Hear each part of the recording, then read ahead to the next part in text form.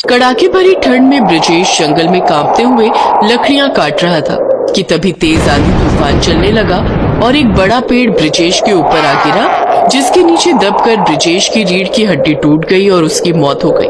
अपने पीछे वो पत्नी सविता और 2 बेटियां मालिनी और सानवी को छोड़ गया। लेकिन कुछ दिन बाद ही ज्यादा चिंता करने के कारण सविता का ब्लड प्रेशर हाई हो गया, जिस कारण उसके सर की नस फट गई और उसकी भी मौत हो गई। मालिनी और सानवी पर तो जैसे दुखों का पहाड़ ही टूट पड़ा। वो दोनों बहनें अनाथ हो गई। सानवी ने अपनी बड़ी बहन मालिनी से कहा, दीदी अब हमारा क्या होगा? बिना माँ बाबा के हम कैसे रहेंगे? तू चिंता मत कर छोटी, मैं हूं ना, हम दोनों ही एक दूसरे का सहारा बनेंगे। ऐसे ही कुछ दिन बीत गए। बाहर ठंड बढ़ती जा रही थी। वो दोनों बहनें अपनी झोपड़ी में बैठी रहती। उन दोनों बहनों का जैसे तैसे खाने का गुजारा चल रहा था।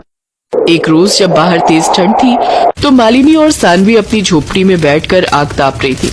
तभी सानवी ने मालिनी से कहा, दीदी जब माँ बाबा थे तो कितना मजा आता था ना। पापा सर्दियों में हर हफ्ते मुर्गी लाते थे और माँ उसका हांडी चिकन बनाती थी। माँ के हाथों के हांडी चिकन खाने की बहुत याद आती है दीदी। क्या अब हमें कभी वो नसीब नहीं होगा? होगा मेरी बहन, जरूर होगा। वो जंगल वाले अंकल ने कहा था ना कि सरकार बाबा की मौत का कुछ मुआवजा हमें देगी। चल उनसे मिलकर आते हैं। वो दोनों उस सरकारी अधिकारी के पास जाते हैं। देखिए, सरकार का कहना है कि ब्रिजेश की मौत प्राकृतिक वजह से हुई है। इसमें डिपार्टमेंट की कोई गलती नहीं, इसलिए उन्होंने तो मुआवजा देने से इनकार कर दिया है। लेकिन तुम लोगों की हालत देखकर हम स्टाफ के लोगों ने मिलकर कुछ पैसा इकट्ठा किया है। अब ये लो 30,000 रुपए। हम सिर्फ तुम्हारी इतनी ही मदद कर सकते हैं।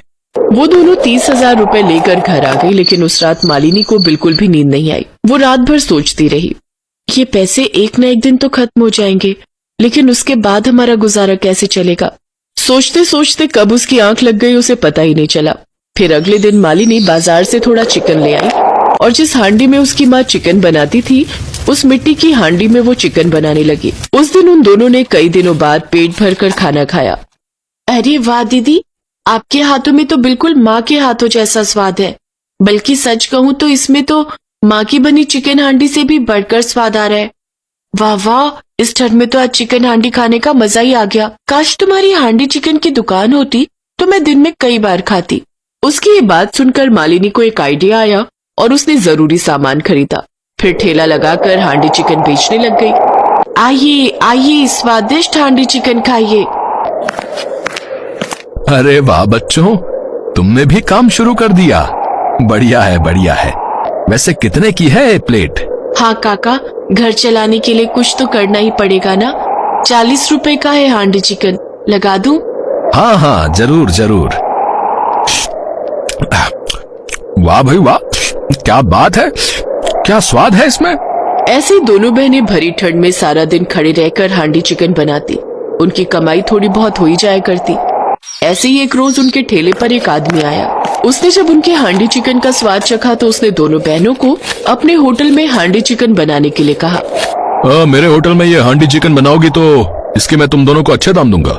ये सुनकर दोनों बहनें बहुत खुश हुई और वो उसके होटल में काम करने लगी, जहाँ उन्हें अच्छे खासे पैसे मिलने लगे। फिर धीरे धीरे पैसे जमा करके उन्होंने खुद का ही रेस्टोरेंट खोल लिया, जहाँ उन्हें और भी अच्छी कमाई होने लगी और अब दोनों बहनों की गरीबी पूरी तरह दूर हो गई।